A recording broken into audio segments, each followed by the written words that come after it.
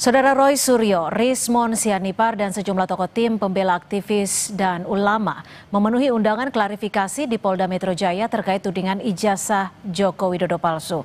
Pada Rabu 9 Juli nanti mereka juga dijadwalkan mengikuti undangan gelar perkara khusus di Barreskrim Polri. Dalam proses di Polda Metro Jaya, Roy, Rismon, dan TPUA adalah pihak terlapor. Sementara di Barreskrim Polri, Joko Widodo yang menjadi terlapor. Lalu bagaimana penanganannya? Kita akan bahas bersama kuasa hukum Joko Widodo. Sudah ada Mas Rifai Kusumanegara, serta juga dari pihak terlapor Bang Rismon Sianipar. Dan kita akan bertanya langsung, sudah ada Bang Rismon. Bang Rismon, tadi diperiksa dari jam berapa sampai jam berapa dan ada berapa pertanyaan Bang Rismon? Ya, saya memenuhi undangan klarifikasi dari Polda Metro Jaya ya hari ini tanggal 7 Juli 2025 ya sekitar pukul 10.30 ya sampai jam 4.30 WIB ya sore. Jadi pertanyaan-pertanyaan itu ada sekitar 97 pertanyaan, tetapi terakhir direduksi atau disimplifikasi menjadi hanya 34 pertanyaan.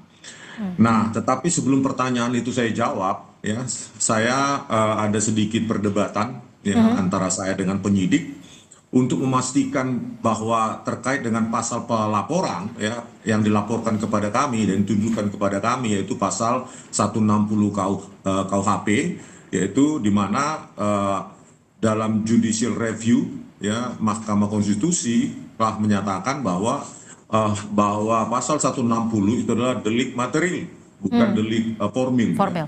Jadi saya menanyakan apa bukti material yang dibawa oleh pelapor. Ya, bukti material artinya tindak pidana yang telah terjadi di dunia nyata akibat penghasutan yang dituduhkan kepada kami. Dan penyidik mengatakan tidak ada, gitu. Tidak ada bukti material, ya, tindak pidana real.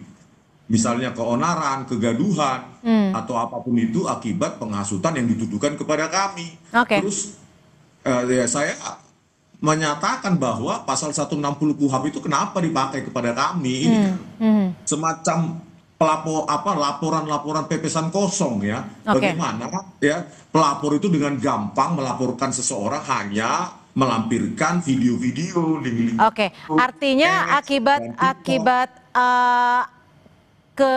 keberatan Anda ini yang membuat dari 90 sekian pertanyaan direduksi jadi 30 pertanyaan. Ini pertanyaannya yang 30 ini seputar apa? Ya bisa jadi itu menjadi hal yang mereduksi jumlah pertanyaan tersebut gitu. Terutama setelah kami berdebat di situ terus kami lanjutkan dilanjutkan oleh penyidik, yaitu terkait dengan atas otoritas siapa saya meneliti ijazah dan skripsi Joko Widodo, dan bagaimana saya mendapatkan lembar pengesahan skripsi tersebut, di foto di mana, dan siapa yang menyerahkan atas persetujuan UGM atau tidak, itu jelas sekali. Makanya saya meminta kepada Wakil Rektor UGM ya Profesor Wening ya, karena telah berjanji kepada kami untuk merilis video pertemuan tanggal 15 April 2025 yang lalu secara utuh, atau memberikan kepada kami agar masyarakat dapat melihat apakah yang kami lakukan murni sebagai alumni yang dimana UGM adalah alma mater kami, atau kami di dalam itu mencoba untuk berargumentasi yang mengakibatkan penghasutan. Jadi UGM juga harus terbuka, video pertemuan 15 April itu harus dirilis. Gitu, Bu. 30 pertanyaan ini Anda bisa jawab semuanya? Ya, 34 pertanyaan ini sebenarnya sangat tidak relevan ya dengan penghasutan yang dituduhkan kepada kami, karena tidak ada bukti material yang disediakan oleh pelapor. Baik juga dengan video-video yang ditanyakan kepada kami terkait dengan pasal 28 ayat 2. Kami tidak ada berbicara tentang suku, ras, agama, warna kulit, ataupun hal-hal diskriminatif yang lain terhadap Pak Joko Widodo. Jadi memang pasal-pasal ini seolah-olah ingin menjaring kami ya, sehingga apapun kesalahan kami sekecil apapun ya nanti akan diinterpretasikan oleh ahli bahasa untuk untuk menersangkakan kami gitu. Oke, memangnya bukti material apa sih yang Bang Rismon harapkan bisa ditunjukkan ataupun dihadirkan oleh penyidik? Ya setidaknya bukti-bukti material, ada video atau berita yang terverifikasi online ataupun tidak online yang merupakan tindak pidana yang dituduh akibat dari penghasutan yang kami dituduhkan kepada kami. Itu tidak ada sama sekali untuk Tidak mengkonfirmasi. ada sama sekali, tidak ada sama sekali bukti berita. Jawaban dari penyidik apa ketika tidak bisa dilampirkan bukti-bukti material ini? Yang pasti ya si pelapor ini 5 orang ini itu tidak menyediakan apapun, itu dicarikan polisi, dicarikan penyidik nanti atau sudah didapatkan katanya ya, tetapi ketika saya tanyakan ya tidak mau memberitahu. Tetapi hal yang pasti di sini betapa mudahnya seseorang melaporkan orang lain dengan tuduhan penghasutan, tetapi mereka yang melaporkan itu tidak menyediakan bukti materi ya tindak pidana akibat penghasutan tersebut, padahal majelis konstitusi ya Mahkamah Konstitusi telah menyatakan bahwa delik itu adalah delik materi. Artinya si pelapor seharusnya menyediakan bukti materi dong. Akibat dari penghasutan yang dituduhkan kepada kami. Gitu. Bang Rismon, tapi gini, pada 1 Juli lalu Bang Roy Suryo CS kan juga menyebut bahwa menolak untuk hadir dalam klarifikasi. Lalu kenapa hari ini Bang Roy, Bang Rismon menyanggupi untuk hadir dalam klarifikasi? Ya, itu kan sebenarnya kami sudah ada di Jakarta ya, terutama saya sebelum tanggal 2 Juli 2025 yang lalu. Cuma advice dari tim hukum kami memandang sebenarnya pasal 160 atau pasal lainnya yang dituduhkan kepada kami terkait dengan penghasutan dan SARA itu sangat jauh dari relevansinya dari apa yang kami lakukan. Kami lakukan kan uji ELA, ya, terus uji lintasan stempel dengan sebaran RGB, terus menguji jenis huruf yang ada di lembar pengesahan skripsi dan lainnya. Nggak ada hubungannya dengan SARA maupun penghasutan begitu. Oke. Tadi kan Bang Roy juga sempat bilang bahwa khawatir jawabannya nanti justru digunakan untuk menjerat. Kalau Anda ada kekhawatiran seperti itu? Ya sama halnya seperti itu. Ya takutnya jawaban kami nanti diinterpretasikan sesuai dengan keinginan menggunakan ahli-ahli bahasa. Padahal murni kami lakukan tanpa ada motivasi lain, apalagi untuk menghasut. Untuk apa kami menghasut? UGM adalah alma mater kami yang kami cintai. UGM itu alma mater kami yang sangat kami cintai dan kami sangat respect dengan dosen-dosen kami dulu yang mendidik kami. Begitu. Gak ada kepentingan kami merusak nama UGM atau kepentingan untuk menghasut. Kami itu alumni alma mater kami, UGM itu S1 dan S2 kami, baik Pak Roy maupun Bu Tifa, itu UGM adalah sangat berjasa dalam hidup kami. Gitu. Oke, Bang Rismon, ini kan tanggal 9 Juli akan ada gelar perkara khusus. Anda juga akan hadir dalam tanggal 9 Juli nanti? Iya, tentunya ya kami kan diajukan sebagai ahli gitu ya.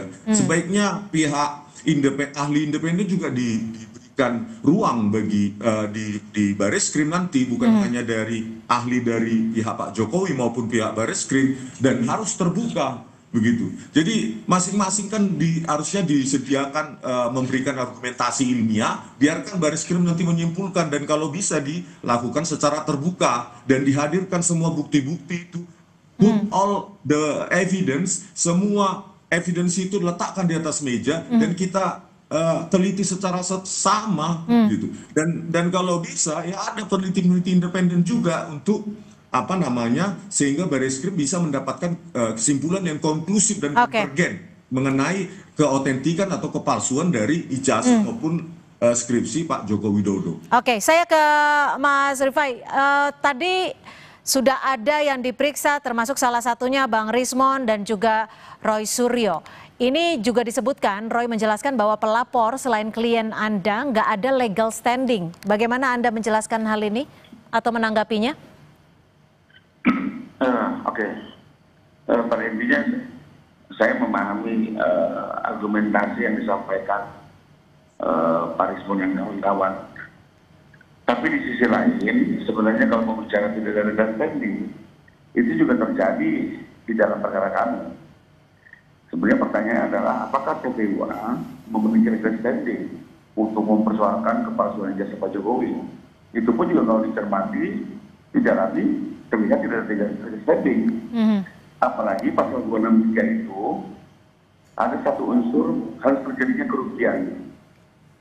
Jadi pelapor itu seharusnya saksi korban yang dirugikan akibat terjadi pemalsuan. Nah, dalam hal ini kan sebenarnya apa kerugian yang diderita oleh TPUA seandainya misalnya ijazah tersebut palsu? Yang punya kewenangan atau kompetensi untuk melapor justru pertama adalah UGM. Karena misalnya kalau ijazah dipalsukan, UGM yang paling merugikan pertama. Kedua mungkin KPU atau KPUD. Lalu ketiga mungkin paslon lain pada saat pilpres atau pilkada. Nah, mereka-mereka yang memiliki kepentingan untuk melaporkan ijazah. Jadi sebenarnya kalau bicara legal standing di perkara kami pun juga di baris ini, kami berpandangan secara yuridis tidak ada legal standing TPU untuk melaporkan. Mas Rifai, tadi Bang Rismon juga menyatakan bahwa sempat berkeberatan kepada penyidik bahwa meminta untuk dilampirkan bukti-bukti materialnya, tapi tidak bisa dilampirkan. Bagaimana Anda menanggapi hal ini? Ya, memang kalau pemeriksaan itu kan penyidik hanya mendengar keterangan. Ya, bukan berarti yang memberi keterangan seolah-olah menjadi supervisornya penyidik ingin melihat bukti ini itu. Itu memang tidak ada forum itu gitu, Pak. Namanya orang dipanggil oleh penyidik, sekedar dimintai keterangan. Bisa dijawab silakan, tidak bisa dijawab juga tidak silakan. Jadi bukan pada tempatnya seorang saksi itu justru meminta bukti-bukti apa yang penyidik minta itu biasanya pertanyaan-pertanyaan itu sebaiknya diajukan oleh pengacara, bukan oleh terperiksa. Itu ketentuannya.